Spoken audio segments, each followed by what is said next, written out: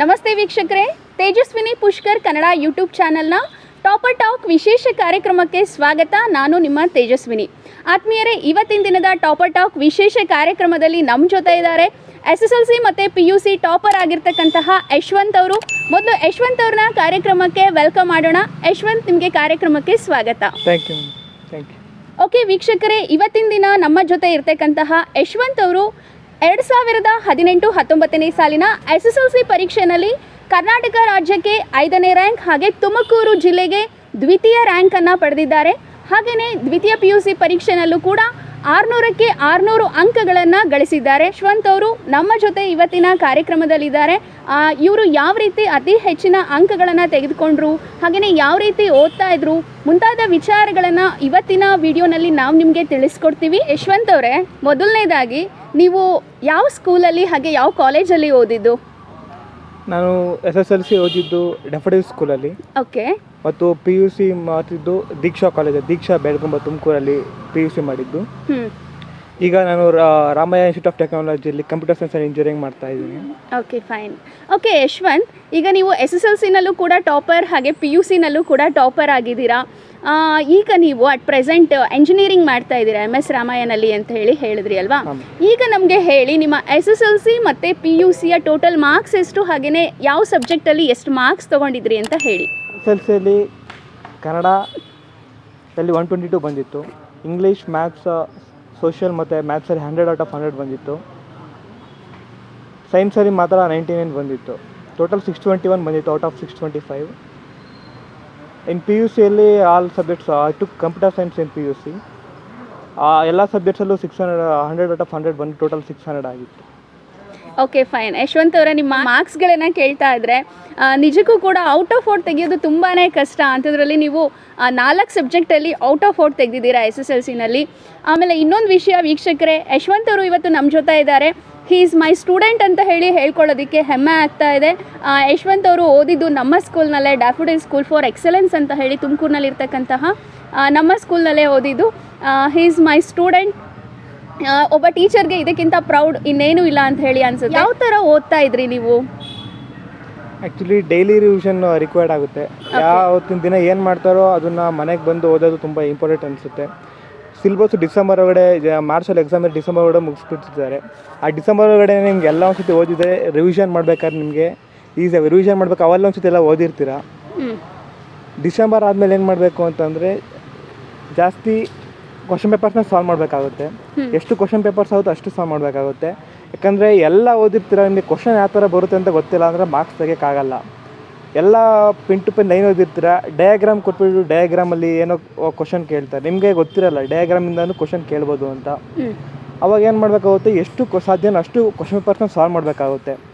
3 ಗಂಟೆ ಕುತ್ಕೊಂಡು ಸಾಲ್ವ್ ಮಾಡೋಕ್ಕಾಗಲ್ಲ. ಯಾಕಂದರೆ 30 ಪೇಪರ್ 40 ಪೇಪರ್ ಮಾಡ್ಬೇಕಂದ್ರೆ ಈ ಸಬ್ಜೆಕ್ಟಿಗೆ 3 ಅವರ್ಸ್ ಕುತ್ಕೊಂಡು ಮಾಡೋಕ್ಕಾಗಲ್ಲ. ನಿಮ್ಗೆ ಯಾವ ಕ್ವಶನ್ಸ್ ಈ ಕ್ವಶನ್ ಬರುತ್ತೆ, ನಾವು ಫುಲ್ ಕಂಪ್ಲೀಟ್ ಮಾಡ್ತೀನಿ ಕ್ವಶನ್ ಅಂದರೆ ಆ ಕ್ವಶನ್ನ ಸ್ಕಿಪ್ ಮಾಡಿ, ಅಂದರೂ ಬೇಕಂದರೆ ಲೈಟಲ್ಲಿ ಪೆನ್ಸಿಲಲ್ಲಿ ಸೈಡಲ್ಲಿ ಅಲ್ಲೇ ಕ್ವಶನ್ ಪೇಪರ್ ಮೇಲೆ ಆನ್ಸರ್ ಬರ್ಕೊಂಡು ಮುಂದೆ ಎಷ್ಟು ಪೇಪರ್ಸ್ ಆಗುತ್ತೆ ಅಷ್ಟು ಪೇಪರ್ಸ್ನ ಸಾಲ್ವ್ ಮಾಡಬೇಕು.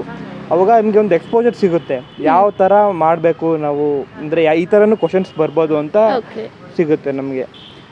ಓಕೆ ಯಶವಂತ್, ಇವಾಗ ನೀವು ಮಾರ್ನಿಂಗ್ ಒಂದು ಟೈಮ್ ಟೇಬಲ್, ಸ್ಕೂಲಿಂದ ಬಂದಮೇಲೆ ಒಂದು ಈವ್ನಿಂಗ್ ಟೈಮ್ ಟೇಬಲ್, ಈ ಟೈಮಲ್ಲಿ ಇದನ್ನೇ ಓದಬೇಕು ಅಂತ ಕೆಲವರು ಟೈಮ್ ಟೇಬಲ್ ಮಾಡ್ಕೊಂಡಿರ್ತಾರೆ.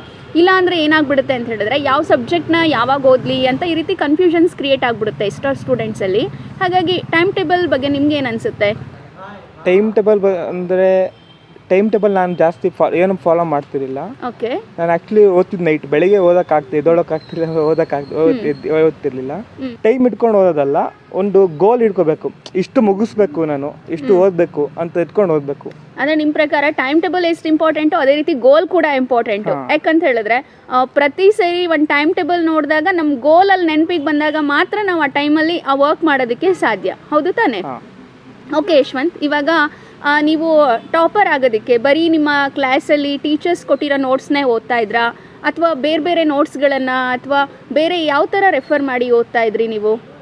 ಒಂದೇನೆಂದರೆ ಕೀ ಆನ್ಸರ್ಸ್ ಬಿಟ್ಟಿರ್ತಾರೆ, ಈಗ ಯಾವುದೋ ಪ್ರತಿಯೊಂದು ಎಕ್ಸಾಮ್ ಆದಮೇಲೂ ಎವ್ಯಾಲ್ಯೂಟರ್ಸ್ಗೆ ಕೀ ಆನ್ಸರ್ ಅಂತ ಬಿಟ್ಟಿರ್ತಾರೆ.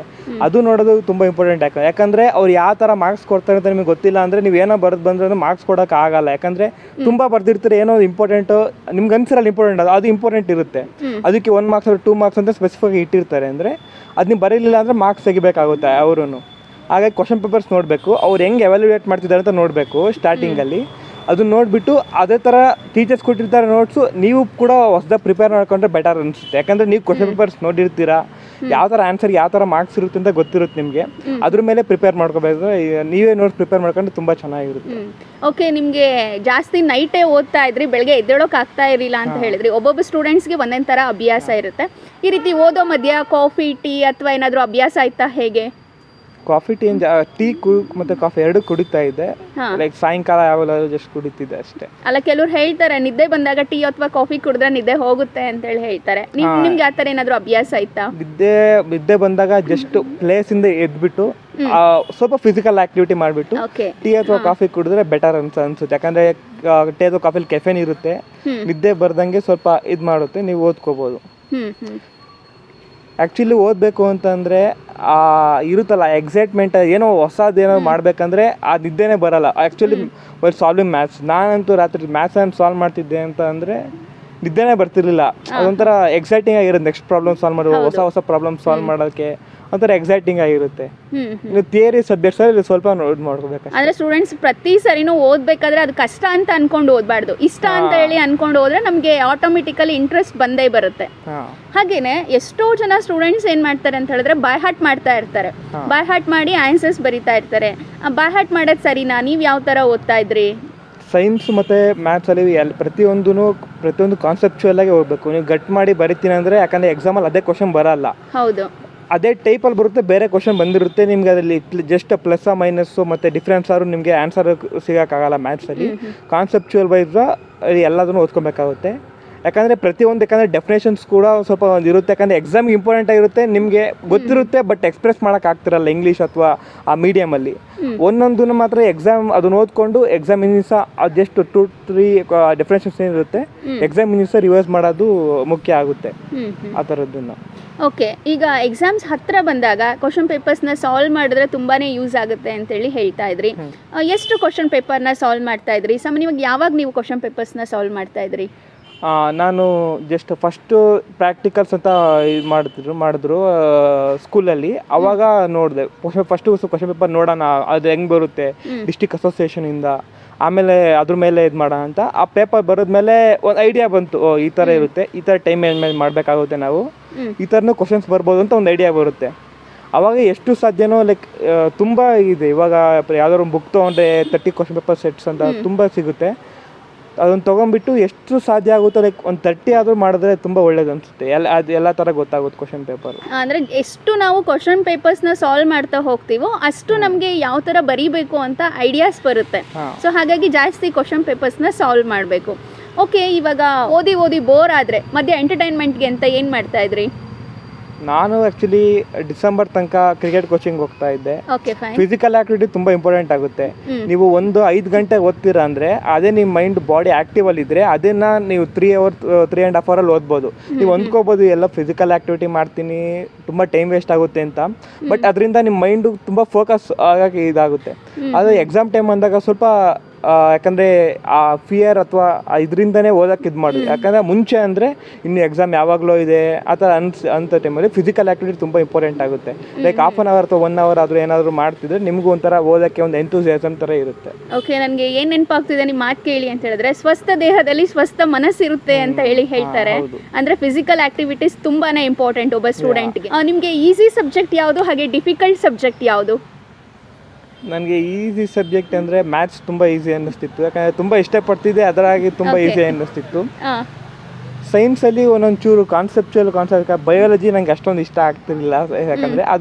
ಯಾಕಂದರೆ ಫುಲ್ ಕಂಪ್ಲೀಟ್ ಥಿಯರಿ ಟೈಪ್ಸ್ ಇತ್ತು. ಸೈನ್ಸ್ ತುಂಬ ಎಕ್ಸೈಟಿಂಗ್ ಆಗಿರ್ತಿತ್ತು ಓದೋಕ್ಕೆ. ಅಥವಾ ಬಯಾಲಜಿ ಮಾತ್ರ ಥಿಯರಿ ಟೈಪ್ಸಲ್ಲಿ ಸ್ವಲ್ಪ ಪ್ರಾಬ್ಲಮ್ ಆಗ್ತಿತ್ತು ನನಗೆ. ಹಿಂದಿ ಅಂದರೆ ಸ್ವಲ್ಪ ಲ್ಯಾಂಗ್ವೇಜ್ ಡಿಫ್ರೆನ್ಸ್ ಇರೋದ್ರಿಂದ ಸ್ವಲ್ಪ ರೈಟಿಂಗಲ್ಲಿ ಸ್ವಲ್ಪ ಕಷ್ಟಪಡ್ತಿದ್ದೆ. But I focus on it and got. ಸಾಕಷ್ಟು ಸ್ಟೂಡೆಂಟ್ಸ್ ಹೇಳ್ತಾರೆ ಸೈನ್ಸ್ ಕ್ವಶನ್ ಪೇಪರ್ ನೋಡಿದ್ರೆ ಅಲ್ಲಿ ಜಾಸ್ತಿ ಅಪ್ಲಿಕೇಶನ್ ಲೆವೆಲ್ ಕ್ವಶನ್ಸ್ ಇರುತ್ತೆ, ಅದಕ್ಕೆ ಆನ್ಸರ್ಸ್ ಮಾಡೋದು ಕಷ್ಟ ಅಂತೇಳಿ ಹೇಳ್ತಾರೆ. ನೀವು ಅವ್ರಿಗೇನು ಹೇಳ್ತೀರಾ? ಆ್ಯಕ್ಚುಲಿ ನಾನು 10th ಜಸ್ಟ್ ಎಂಟರ್ ಆದಾಗ ಜಸ್ಟ್ ಕ್ವಶನ್ ಪೇಪರ್ಸ್ ನೋಡ್ತಾರೆ ಎಲ್ಲರೂ. ಈಗ ಬೋರ್ಡ್ ಎಕ್ಸಾಮ್ ಅಂತ ಜಸ್ಟ್ ಎಂಟರ್ ಆದಾಗ ಹೆಂಗಿರುತ್ತೆ ಕ್ವಶನ್ ಪೇಪರ್ಸ್ ಅಂತ ನನಗೆ ಅನಿಸಿರ್ಲಿಲ್ಲ. Like I can get 100 out of 100 ಅಥವಾ ಅನ್ಸಲ್ಲ. ಯಾಕಂದರೆ ಆ ಕ್ವಶನ್ ಪೇಪರ್ ಲೆವೆಲ್ ಆ ಥರ ನೋಡಿದಾಗ ಅನ್ಸಲ್ಲ. ಯಾಕಂದರೆ ಆ ಡಿಫಿಕಲ್ಟಿ ಅಥವಾ ಅಪ್ಲಿಕೇಶನ್ ಲೆವೆಲ್ ನೋಡಿದಾಗ ಅಪ್ ಟು ಡಿಸೆಂಬರ್ ಬಂದಾಗ ನೀವು ಬೆಸ್ಟ್ ಬರೀ ಕಾನ್ಸೆಪ್ಟ್ ಮೇಲೆ ಇದು ಮಾಡಿದಾಗ ಅದಾದಮೇಲೆ ಕ್ವಶನ್ ಪೇಪರ್ ಸಾಲ್ವ್ ಮಾಡಿದ್ರೆ ನಿಮಗೆ ಗೊತ್ತಾಗುತ್ತೆ, ಓ ಇದು ಇಷ್ಟೇ ಅಲ್ವಾ ಮಾಡ್ಬೋದು. ಅವಾಗ ಏನೋ ಗೊತ್ತಿಲ್ಲ ಕಾನ್ಸೆಪ್ಟ್, ಅದಕ್ಕೆ ಹಂಗೆ ಅನಿಸಿರುತ್ತೆ ಅಂತ ಅಂದ್ಕೊಂಡೆ. ನಾನು 10 out of 100 ಅಂದರೆ ಜಸ್ಟ್ ಲೈಕ್ ಏನೋ ದೊಡ್ಡದು ಆ ಥರ ಏನೋ ಅಂದ್ಕೊಬೋದು. ಬಟ್ ಆ 10th ಮೇಲೆ ನೀವು ಪ್ರೋಗ್ರೆಸ್ ಆಗ್ತಾ ಗೊತ್ತಾಗುತ್ತೆ ತೆಗಿಬೋದು, ಆಗುತ್ತೆ ನಮ್ಮ ಕೈಲಿಂದನೂ ಅಂತ. ಪ್ರಾಕ್ಟೀಸ್ ಮೇಕ್ಸ್ ಮ್ಯಾನ್ ಪರ್ಫೆಕ್ಟ್ ಅಂದಂಗೆ ನಾವು ಪ್ರಾಕ್ಟೀಸ್ ಮಾಡ್ತಾ ಹೋದಂಗೆ ಈಗ 10th ಸ್ಟ್ಯಾಂಡರ್ಡ್ ಅಂದರೆ ಇರೋದೇ ಇಷ್ಟು ಟೆಕ್ಸ್ಟ್ ಬುಕ್, ಅದನ್ನ ಬಿಟ್ಟು ಅವ್ರು ಏನೂ ಕೊಡೋಕ್ಕೆ ಸಾಧ್ಯ ಇಲ್ಲ. ಸೊ ನಾವು ಡೀಟೇಲ್ ಆಗಿ ನೋಟ್ಸ್ ಆಗಿರ್ಬೋದು ಅಥವಾ ಕ್ಲಾಸ್ ವರ್ಕ್ ಆಗಿರ್ಬೋದು ಇದನ್ನೆಲ್ಲ ಓದ್ತಾ ಹೋದಾಗ ಏನಾಗುತ್ತೆ, ನಾವು ಖಂಡಿತ 100% ತೆಗಿಯೋಕ್ಕೆ ಸಾಧ್ಯ ಆಗುತ್ತೆ. ಓಕೆ ಯಶ್ವಂತ್, ನೀವೀಗ SSLC PUC ನಲ್ಲಿ ಅಷ್ಟೇ ಟಾಪರಾ ಅಥವಾ ಮುಂಚೆ ಫಸ್ಟ್ ಸ್ಟ್ಯಾಂಡರ್ಡಿಂದನೂ ನೀವು ಟಾಪರೇನಾ? ನನಗೆ ಅಷ್ಟು ಓದೋದ್ರ ಮೇಲೆ ಸ್ಟಾರ್ಟಿಂಗ್ ಇದೆ, ಬರೀ ಗೇಮ್ಸು ಆಟ ಆಡೋದು ಅಂದರೆ ತುಂಬ ಇಷ್ಟ ಇರ್ತಿತ್ತು. ಎಕ್ಸಾಮ್ ಮನೇಲಿ ಹೇಳೋರು ಚೆನ್ನಾಗಿ ಓದಬೇಕು ಮಾಡಬೇಕು ಎಲ್ಲ ಅಂತ, ಅದರಿಂದ ಹೋಗ್ತಾ ಇದ್ದೆ. ಆಮೇಲೆ ಒಂದು ಏಜ್ ಇರುತ್ತೆ, ಆದಮೇಲೆ ಮೆಚುರಿಟಿ ಬಂದಮೇಲೆ ಓದಬೇಕು ಇಂಟ್ರೆಸ್ಟ್ ಇರುತ್ತೆ, ನಿಮಗೆ ಅದರಲ್ಲಿ ಇಂಟ್ರೆಸ್ಟ್ ಡೆವಲಪ್ ಆಗುತ್ತೆ. ಅಥವಾ ಎಸ್ಪೆಷಲಿ ಸೈನ್ಸ್ ಮತ್ತು ಮ್ಯಾಥ್ಸಲ್ಲಿ ತುಂಬ ಇಂಟ್ರೆಸ್ಟ್ ಡೆವಲಪ್ ಆಗುತ್ತೆ. ಯಾಕಂದರೆ ಇದು ಥಿಯರಿ ಸಬ್ಜೆಕ್ಟ್ ಆಗಿರೋದ್ರಿಂದ ಬೇರೆ ಸಬ್ಜೆಕ್ಟಲ್ಲಿ ತುಂಬ ಇಂಟ್ರೆಸ್ಟ್ ಡೆವಲಪ್ ಆಗಿ ತಿಳ್ಕೊಬೇಕು ಇದು ಹೆಂಗೆ ವರ್ಕ್ ಆಗುತ್ತೆ ಅಥವಾ ಮಿಷಿನ್ಸ್ ಎಲ್ಲ ಹೆಂಗೆ ವರ್ಕ್ ಆಗುತ್ತೆ ಅಂತ ತಿಳ್ಕೊಳ್ಳೋ ಆಸಕ್ತಿಯಿಂದ ಆದರೂ ತುಂಬ ಹೆಲ್ಪ್ ಆಗುತ್ತೆ. ಓಕೆ, ನೀವು ಇಷ್ಟೊಂದು ಹೈಯೆಸ್ಟ್ ಸ್ಕೋರ್ ಮಾಡಿದ್ದೀರಾ. ಶಾಲೆಯಲ್ಲಿ ನಿಮ್ಮ ಟೀಚರ್ಸ್ ಸಪೋರ್ಟ್, ಹಾಗೆ ಕಾಲೇಜಿಗೆ ಬಂದರೆ ಅಲ್ಲಿ ಲೆಕ್ಚರರ್ಸ್, ಮನೆಯಲ್ಲಿ ಫ್ಯಾಮಿಲಿ ಮೆಂಬರ್ಸ್ ಅವರ ಸಪೋರ್ಟ್ ಯಾವ ಥರ ಇತ್ತು? ತುಂಬ ಸಪೋರ್ಟ್ ಮಾಡ್ತಿದ್ರು. ಯಾಕಂದರೆ ಏನಾದರೂ ಮನೆ ಚಿಕ್ಕ ಪುಟ್ಟ ಕೆಲಸಗಳೆಲ್ಲ ಇರುತ್ತೆ, ಅವಾಗ ಓದ್ಕೊತಿದ್ದೀನಿ ಇಲ್ಲ ನಂಗೆ ಆಗಲ್ಲ ಅಂದರೆ ನಮ್ಮ ಬ್ರದರ್ಸ್ ಇರ್ತಿದ್ರು, ಅವರು ಹೆಲ್ಪ್ ಮಾಡ್ತಿದ್ರು. ಅವಾಗ ಅವರು 9th ಇದ್ರು, ಅವಾಗ ಅವರು ಬೇರೆ ಕೆಲಸಗಳು ಮಾಡ್ತಿದ್ರು, ನಾನು ಓದ್ಕೊತಿದ್ದೆ ಅವಾಗ. ಓಕೆ, ಇನ್ನು ಸ್ಕೂಲ್ನಲ್ಲಿ ಟೀಚರ್ಸ್ ಮತ್ತು ಲೆಕ್ಚರರ್ಸ್ ಅವ್ರು ಯಾವ ಥರ ಸಪೋರ್ಟ್ ಮಾಡ್ತಾ ಇದ್ರು? ಸ್ಕೂಲಲ್ಲಿ ಕೂಡ ಟೀಚರ್ಸ್ ಎಲ್ಲ ತುಂಬ ಸಪೋರ್ಟಿವ್ ಆಗಿದ್ರು. ಕ್ಲಾಸಸ್ ಎಲ್ಲ ತುಂಬ ಚೆನ್ನಾಗಿ ಮಾಡ್ತಿದ್ರು, ಅದರಿಂದ ಹೆಲ್ಪ್ ಆಯಿತು ನನಗೆ ಸ್ಕೋರ್ ಮಾಡೋಕ್ಕೆ. ಕಾಲೇಜಲ್ಲೂ ಕೂಡ ತುಂಬ ಹೆಲ್ಪ್ ಮಾಡ್ತಿದ್ರು ನನಗೆ. ಅಂದರೆ ಯಾವ ಥರ ಕಾಲೇಜಿಂದ ಮೆಟೀರಿಯಲ್ಸ್ ಕೂಡ ಪ್ರತಿಯೊಂದು ಮೆಟೀರಿಯಲ್ಸ್ ಕೂಡ ಅಲ್ಲೇ ಬಂದಿರೋದು. ಅಷ್ಟು 100% ಮೆಟೀರಿಯಲ್ಸ್ ಅಟ್ಲೀಸ್ಟ್ ಅದು 75% ಕವರ್ ಮಾಡಿದ್ರೇ ಫುಲ್ ಕಂಪ್ಲೀಟ್ ಎಕ್ಸೆಲ್ ಆಗ್ಬೋದು, ಅಷ್ಟೊಂದು ಮೆಟೀರಿಯಲ್ ಸಿಕ್ತಿತ್ತು ಕಾಲೇಜಿಂದ. ಅದರಿಂದ ತುಂಬ ಹೆಲ್ಪ್ ಆಯಿತು. ಓಕೆ, ಇವಾಗ ನಿಮಗೆ ಗೊತ್ತಾಗುತ್ತೆ, ನಿಮ್ಮ ರಿಸಲ್ಟ್ ಗೊತ್ತಾಗುತ್ತೆ SSLCನಲ್ಲಿ ಮತ್ತು PUCನಲ್ಲಿ ನೀವು ಟಾಪರ್ ಅಂತ ಹೇಳಿ ಗೊತ್ತಾಗುತ್ತೆ. ಆವಾಗ ಆ ಕ್ಷಣಕ್ಕೆ ನಿಮಗೆ ಏನು ಅನ್ನಿಸ್ತು? ನಾನು ಕೂಡ ಎಕ್ಸ್ಪೆಕ್ಟ್ ಮಾಡಿರಲಿಲ್ಲ. ಯಾಕಂದರೆ ಇದಕ್ಕೆ 100 ತೆಗೆದು ತುಂಬ ದೊಡ್ಡದು ಆ ಥರ ಇರುತ್ತೆ ಅಂತ ನಾನು ಕೂಡ ಅಂದ್ಕೊಂಡಿದ್ದೆ 10th ಬಂದಾಗ. ಬಟ್ ರಿಸಲ್ಟ್ ಬಂದ್ಮೇಲೆ ಅಂದ್ಕೊಂಡಿದ್ಯಾ ನಾವು ಮಾಡ್ಬೋದು, ಆಗುತ್ತೆ, ಬರೆದ್ರೆ ಮಾರ್ಕ್ಸ್ ಕೂಡ ಬರುತ್ತೆ ಅಂತ ಅಂದ್ಕೊಂಡು ತುಂಬ ಖುಷಿ ಆಯಿತು. ಫ್ಯಾಮಿಲಿ ಮೆಂಬರ್ಸ್ ತುಂಬ ಖುಷಿ ಪಟ್ಟರು. ಆ್ಯಕ್ಚುಲಿ ಅಷ್ಟು ಯಾರು ಅಂದ್ಕೊಂಡಿರಲಿಲ್ಲ ಅನಿಸುತ್ತೆ ಎಷ್ಟೊಂದು ಬರುತ್ತೆ ಅಂತ. ಎಲ್ಲರಿಗೂ ಒಂಥರ ತುಂಬ ಚೆನ್ನಾಗಿ ಒಳ್ಳೆ ಎಕ್ಸೈಟ್ಮೆಂಟ್. ಅಲ್ಲ, ಹೌದು, ನಿಜಕ್ಕೂ ಅದು ಪ್ರೌಡ್. ಅದು ನಿಮಗೆ ನೀವೇ ಪ್ರೌಡ್ ಪಡ್ಬೋದು ಅಥವಾ ನಿಮ್ಮ ಫ್ಯಾಮಿಲಿ ಮೆಂಬರ್ಸ್ ಆಗಿರ್ಬೋದು, ನಿಮ್ಮ ಟೀಚರ್ಸ್ ಆಗಿರ್ಬೋದು. ಈಗ ನಾನೇ ಹೆಮ್ಮೆಯಿಂದ ಹೇಳಿವಾ ನನ್ನ ಸ್ಟೂಡೆಂಟ್ ಇವನು ಅಂತೇಳಿ, ಹಾಗೆ ಪ್ರತಿಯೊಬ್ಬರಿಗೂ ಕೂಡ ನನ್ನ ಮಗ ಇವನು ಅಂತೇಳಿ ಹೇಳ್ಕೊಳ್ಳೋದಕ್ಕೆ ಪ್ರೌಡ್ ಅನಿಸುತ್ತೆ. ನಿಜವಾಗ್ಲೂ ನಿಮ್ಮ ಪೇರೆಂಟ್ಸ್ ಆಗಿರ್ಬೋದು, ಟೀಚರ್ಸ್ ಆಗಿರ್ಬೋದು ತುಂಬಾ ಖುಷಿ ಪಡ್ತಾರೆ. ಓದಿರೋ ವಿಷಯಗಳನ್ನು ಫ್ರೆಂಡ್ಸ್ ಜೊತೆ ಡಿಸ್ಕಸ್ ಮಾಡ್ತಾ ಇದ್ರಾ? ಹೌದು, ಯಾಕಂದರೆ ತುಂಬ ಇಂಪಾರ್ಟೆಂಟ್ ಆಗುತ್ತೆ. ನೀವು ಏನೋ ಒಂದು ಓದಿದ್ರು ಅಂದರೆ ಏನೋ ಪ್ರಾಬ್ಲಮ್ಸ್ ಹೋಮ್ವರ್ಕ್ ಕೊಟ್ಟಿದ್ರು ಅಂದರೆ ಅದು ನೀವು ಮಾಡಿರ್ತೀರ ಅಥವಾ ಮುಕ್ಕಾಲು ಭಾಗ ಏನೋ ಸಾಲ್ವ್ ಮಾಡಿರ್ತೀರ ಅಂದರೆ ನಿಮ್ಮ ಫ್ರೆಂಡ್ ಜೊತೆ ಹೇಳಿದಾಗ ಅವರು ಬೇರೆ ಐಡಿಯಾದಲ್ಲಿ ಸಾಲ್ವ್ ಮಾಡಿರ್ತಾರೆ. ನಿಮಗೆ ಡಿಫ್ರೆಂಟ್ ಆಸ್ಪೆಕ್ಟ್ ಸಿಗುತ್ತೆ, ಇದನ್ನು ಈ ಥರ ಸಾಲ್ವ್ ಮಾಡ್ಬೋದು ಅಂದರೆ. ಆ್ಯಕ್ಚುಲಿ 10th ಸ್ವಲ್ಪ ಥಿಯರಿ ಬೇಸ್ಡ್ ಪ್ರಾಬ್ಲಮ್ಸ್ ಏನೂ ಇರಲ್ಲ. PUCಯಲ್ಲಿ ಬಂದಾಗ ನೀವು JEE ಅಥವಾ CETಗೆ ಪ್ರಿಪೇರ್ ಆಗಬೇಕಾದ್ರೆ ಇದು ತುಂಬ ಇಂಪಾರ್ಟೆಂಟ್ ಆಗುತ್ತೆ. ಯಾಕಂದರೆ ನಿಮ್ಮ ಫ್ರೆಂಡ್ಗೆ ನೀವೇನೋ ಎಕ್ಸ್ಪ್ಲೈನ್ ಮಾಡ್ತಿದ್ದೀರಾ ಅಂದರೆ that's the best way to gain your knowledge. ಆ ಕಾನ್ಸೆಪ್ಟು ನಿಮ್ಗೆ ಎಷ್ಟು ಅರ್ಥ ಇದೆ ಅಂತ ನೀವು ಬೇರೆ ಎಕ್ಸ್ಪ್ಲೈನ್ ಮಾಡೋದ್ರಲ್ಲೇ ಗೊತ್ತಾಗುತ್ತೆ. ನಿಮಗೆ ಒಂದ್ಸತಿ ರಿವೈಸ್ ಆದಂಗೆ ಆಗ್ಬಿಡುತ್ತೆ ಎಲ್ಲ ಕಾನ್ಸೆಪ್ಟಲ್ಲಿ. ನೀವು ಎಕ್ಸ್ಪ್ಲೈನ್ ಮಾಡ್ಬೇಕಾದ್ರೆ ಏನೋ ನೀವೇ ಮಿಸ್ ಮಾಡಿದ್ರಿ ಅಂದರೆ ಅವಾಗ ಗೊತ್ತಾಗುತ್ತೆ, ಇಲ್ಲಿ ಇನ್ನೊಂಚೂರು ಓದಬೇಕಿತ್ತೇನೋ ಆ ಥರ ಅಂತ ಗೊತ್ತಾಗುತ್ತೆ. ಪ್ರಾಬ್ಲಮ್ ಡಿಸ್ಕಸ್ ಮಾಡೋದ್ರಿಂದ ತುಂಬ ಹೆಲ್ಪ್ ಆಗುತ್ತೆ. ಎಲ್ಲ ಆಸ್ಪೆಕ್ಟ್ಸಲ್ಲಿ ಈ ಥರ ಇಷ್ಟು ಈಸಿಯಾಗೂ ಮಾಡ್ಬೋದಿತ್ತಲ್ಲ, ಈ ಥರ ಯಾಕೆ ಮಾಡೋಕ್ಕಾಗಲ್ಲ ಆ ಥರ. ಯಾಕಂದರೆ CET ಅಂತ ಎಕ್ಸಾಮಲ್ಲಿ ಜಸ್ಟ್ 1 minute ಫಾರ್ 1 question ಇರುತ್ತೆ. ಎಷ್ಟು ಶಾರ್ಟೆಸ್ಟ್ ವೇಲ್ ಮಾಡಬೇಕಾಗುತ್ತೆ ಅಷ್ಟು ಮಾಡಬೇಕಾಗುತ್ತೆ. ನಿಮ್ಗೆ ಆನ್ಸರ್ ಗೊತ್ತಿದ್ರು ಟೈಮಲ್ಲಿ ಮಾಡೋಕ್ಕಾಗಲಿಲ್ಲ ಅಂದರೆ ಯೂಸ್ ಆಗಲ್ಲ. ಅದು ತುಂಬ ಇಂಪಾರ್ಟೆಂಟ್ ಆಗುತ್ತೆ. ಫ್ರೆಂಡ್ಸ್ ಜೊತೆ ಡಿಸ್ಕಸ್ ಮಾಡೋದು, ಎಷ್ಟು ಮೆಥಡ್ ಆಗುತ್ತೋ ಅಷ್ಟು ಮೆಥಡಲ್ಲಿ ಸಾಲ್ವ್ ಮಾಡೋದು. ಅಂದರೆ ನಿಮ್ಮ ಪ್ರಕಾರ ಬರೀ ನಾವು ಟೆಕ್ಸ್ಟ್ ಬುಕ್ಸ್ ಓದೋದು ಅಥವಾ ಟೀಚರ್ ಮಾಡಿರೋ ಪಾಠ ಕೇಳೋದು ಅದಕ್ಕಿಂತ ಹೆಚ್ಚಾಗಿ ನಾವು ಓದಿರೋದನ್ನು ಫ್ರೆಂಡ್ಸ್ ಜೊತೆ ಡಿಸ್ಕಸ್ ಮಾಡಬೇಕು. ಆಗ ಏನಾಗುತ್ತೆ ಅಂತ ಹೇಳಿದ್ರೆ ಆಲ್ಮೋಸ್ಟ್ ನಾವೆಲ್ಲ ಒಂದೇ ಏಜ್ ಗ್ರೂಪ್ ಅವ್ರು ಇರೋದ್ರಿಂದ ಫ್ರೆಂಡ್ಸು ನಮ್ಮ ಐಡಿಯಾಸ್ನ ಶೇರ್ ಮಾಡ್ಕೊಳ್ಳೋದಕ್ಕೆ ಅಲ್ಲೆಲ್ಲ ಒಂದು ಕಡೆ ಹೆಲ್ಪ್ ಆಗುತ್ತೆ ಅಂತ. ಓಕೆ ಯಶ್ವಂತ್, ಇವಾಗ ಚೆನ್ನಾಗಿ ಓದಿರ್ತೀರಾ, ಅಂತೂ ಇಂತೂ ಫೈನಲ್ ಎಕ್ಸಾಮ್ಸ್ ಡೇಟ್ ಅನೌನ್ಸ್ ಆಗುತ್ತೆ, ಎಕ್ಸಾಮ್ ಹಾಲಿಗೆ ಹೋಗ್ತಾ ಇದ್ದೀರಾ. ಆ ಟೈಮಲ್ಲಿ ಹೇಗಿತ್ತು? ನಿಮಗೆ ಟೆನ್ಷನ್ ಅನ್ನಿಸ್ತಿತ್ತಾ ಅಥವಾ ಹೇಗೆ? ಅದು ಕಾಮನ್, ಪ್ರತಿಯೊಬ್ಬ ಸ್ಟೂಡೆಂಟ್ಗೂ ಆ ಥರ ಇರುತ್ತೆ. 10th ಎಕ್ಸಾಮ್, SSLC ಎಕ್ಸಾಮ್ ಅಥವಾ ವೆಲ್ ಪ್ರಿಪೇರ್ಡ್ ಆಗಿರ್ತೀರ ನೀವು, ಆದರೂ ಯಾಕಂದ್ರೆ ನಿಮಗೆ ಗೊತ್ತಿರಲ್ಲ, ಯಾಕಂದ್ರೆ ದಿಸ್ ಇಸ್ ಬೋರ್ಡ್ ಎಕ್ಸಾಮ್. ಯಾಕಂದ್ರೆ ಮುಂಚೆ ಯಾವತ್ತು ಈ ಥರ ಬೋರ್ಡ್ ಎಕ್ಸಾಮ್ ಬರ್ದಿರಲ್ಲ, ಸ್ಕೂಲಲ್ಲಿ ಬರ್ದಿರ್ತೀರಾ, ಆ ಒಂಥರ ಫಿಯರ್ ಇದ್ದೇ ಇರುತ್ತೆ. ಫಸ್ಟ್ ಡೇ ಆ್ಯಕ್ಚುಲಿ ಹಂಗೆ ರಾತ್ರಿ ಸ್ವಲ್ಪ ಅಷ್ಟೊಂದು ನಿದ್ದೆನೇ ಬಂದಿರಲಿಲ್ಲ. ಹೌದು. ಆಮೇಲೆ ಎಕ್ಸಾಮ್ ಆದ್ಮೇಲೆ ಹೋದ್ ಫಸ್ಟ್ ದಿವಸ, ಯಾಕಂದ್ರೆ ಸೆಂಟರ್ ಬೇರೆ ಇರುತ್ತೆ ನಿಮ್ಮದು, ಆ ಥರ ಬೇರೆ ಕಡೆ ಹೋಗಿ ಎಷ್ಟೋ ಜನ ಕಮ್ಮಿ ಬರ್ದಿರ್ತಾರೆ. ಅವಾಗ ಜಸ್ಟ್ ಫಸ್ಟ್ ಡೇ ತುಂಬ ಸ್ವಲ್ಪ ಸ್ಟ್ರಗಲ್ ಆಗುತ್ತೆ, ಯಾಕಂದರೆ ಇದು ಮಾಡೋಕ್ಕೆ. ಆಮೇಲೆ ಸೆಕೆಂಡ್ ಡೇಯಿಂದ ಅಲ್ಲಿ ಹೋಗೋದು, ಓಕೆ ನಿಮಗೆ ಗೊತ್ತಾಗುತ್ತೆ ಹೋಗೋದು ಎಲ್ಲ, ಅಲ್ಲಿಂದ ಕಂಫರ್ಟಬಲ್ ಆಗ್ಬೋದು. ಓಕೆ, ಅಲ್ಲಿ ಎನ್ವಿರಾನ್ಮೆಂಟ್ ಫಸ್ಟ್ ಡೇಗೆ ಸ್ವಲ್ಪ ಅಡ್ಜಸ್ಟ್ ಆದಮೇಲೆ ಸೆಕೆಂಡ್ ಡೇಗೆ ನಮಗೆ ಅಟ್ಮಾಸ್ಫಿಯರ್ ಅಡ್ಜಸ್ಟ್ ಆಗುತ್ತೆ. ಓಕೆ, ಈಗ ಫಸ್ಟ್ ಡೇ ನಮಗೆ ಫುಲ್ ಟೆನ್ಷನಲ್ಲಿ ಇರ್ತೀವಿ. ಆ ಟೈಮಲ್ಲಿ ಸ್ವಲ್ಪ ಟೆನ್ಷನ್ ಕಡಿಮೆ ಆಗಬೇಕು ಅಂದರೆ ಯಾವ ಥರ ಏನಾದರೂ ಟಿಪ್ಸ್ ಇದೆಯಾ ನಿಮ್ಮ ಹತ್ರ? ಟಿಪ್ಸ್ ಅಂದರೆ ಬೆಳಗ್ಗೆ ನೀಟಾಗಿ ತಿಂಡಿ ತಿನ್ಕೊಂಡು ಆರಾಮಾಗಿ ಹೆಂಗೆ ಹೋಗ್ತಿರೋ, ಸೆಂಟರ್ನ ಸ್ವಲ್ಪ ಅರ್ಧ ಗಂಟೆ ಮುಂಚೆನೇ ಹೋಗ್ಬಿಟ್ಟು, ಎಕ್ಸಾಮ್ ಇನ್ನೇನು ಜಸ್ಟ್ ಇದ್ದಾಗ ಓದ್ಕೊಳ್ಬಿಡಿ. ಅರ್ಧ ಗಂಟೆ ಆರಾಮಾಗಿ ಕುತ್ಕೊಂಡು, ಯಾಕಂದರೆ ಒಂದು ವರ್ಷದ್ದು ಸುಮ್ಮನೆ, ಯಾಕಂದರೆ ಜಸ್ಟ್ ಅದೇ ಹೇಳಿದ್ನಲ್ಲ, ಸ್ವಲ್ಪ ಕಾನ್ಸೆಪ್ಟ್ಸ್ ಇರುತ್ತೆ, ಯಾಕಂದರೆ ಒಂದು ಡೆಫಿನೇಷನ್ಸ್ ಹತ್ರ ಇರುತ್ತಲ್ಲ, ಅದು ಎಕ್ಸಾಮಿನ ದಿವಸ ಮಾತ್ರ ನೋಡ್ಕೊಂಡಿರ್ತೀರ. ಅದೆಲ್ಲರೂ ನೆನಪಿಸ್ಕೊಳೋದು ಸುಮ್ಮನೆ, ಅದೆಲ್ಲ ಒಂದು ವರ್ಡ್ ಮಿಸ್ ಆಗೋದು, ಅದರಿಂದ ಟೆನ್ಷನ್ ಆಗುತ್ತೆ. ಆರಾಮಾಗಿ ಕೂಲ್ ಹೋಗ್ಬಿಟ್ಟು ಎಕ್ಸಾಮ್ ಆದಾಗ ಕುತ್ಕೊಳ್ಳಿ. ಜಸ್ಟ್ ಕ್ವಶನ್ ಪೇಪರ್ ನೋಡಿದ ತಕ್ಷಣ ಗಾಬರಿ ಆಗೋಕೆ ಹೋಗ್ಬೇಡಿ, ಆರಾಮ್ ಕುತ್ಕೊಂಡು ಬರ್ಕೊಂಡು ಹೋಗಿ, ಅದು ಬರುತ್ತೆ. ಓಕೆ ಯಶವಂತ್, ಇವಾಗ ಕ್ವಶನ್ ಪೇಪರ್ನ ನಮ್ಮ ಕೈಗೆ ಕೊಡ್ತಾರೆ. ಕ್ವಶನ್ ಪೇಪರ್ ಕೈಗೆ ಸಿಕ್ಕ ತಕ್ಷಣ ಫಸ್ಟ್ ಏನು ಮಾಡಬೇಕು ನಾವು? ಕ್ವಶನ್ ಪೇಪರ್ ಕೊಟ್ಟ ತಕ್ಷಣ ಆ್ಯಕ್ಚುಲಿ ಒಂದು ಸೀಲ್ ಇರುತ್ತೆ, ಅದು ನೀಟಾಗಿ ತೆಗೆದುಬಿಟ್ಮೇಲೆ ಒಂದು ಫುಲ್ ಕ್ವಶನ್ ಪೇಪರ್ನ ಒಂದು 15 ಮಿನಿಟ್ಸ್ ತೊಗೊಂಡು ಆರಾಮಾಗಿ ಓದಬೇಕು. ನೀವು ಹೈ ಸ್ಕೋರಿಂಗ್ ರ್ಯಾಂಕರ್ ಆಗಿರೋ, ತುಂಬ ಹೈ ಸ್ಕೋರಿಂಗ್ ಸ್ಟೂಡೆಂಟ್ ಆಗಿದ್ದರೆ, ಯಾಕಂದ್ರೆ ನೀವು ಎಲ್ಲ ಕ್ವಶನ್ಸ್ ಅಟೆಂಡ್ ಮಾಡ್ತಾರೆ, ಯಾವುದೋ ಒಂದು ಮಾತ್ರ ಎಲ್ಲೋ 2-3 ಕ್ವಶನ್ಸು ನಿಮಗೆ ಸ್ಟ್ರಗಲ್ ಆಗ್ತಿರುತ್ತೆ. ಅದನ್ನು ಸ್ವಲ್ಪ ಟಿಕ್ ಏನಾದ್ರು ಮಾಡ್ಕೊಂಬಿಟ್ಟು ಲೈಟಾಗಿ ಮಾರ್ಕ್ ಮಾಡಿಕೊಂಡು ಅದನ್ನು ಲಾಸ್ಟಿಗೆ ಇಟ್ಕೊಬೇಕು.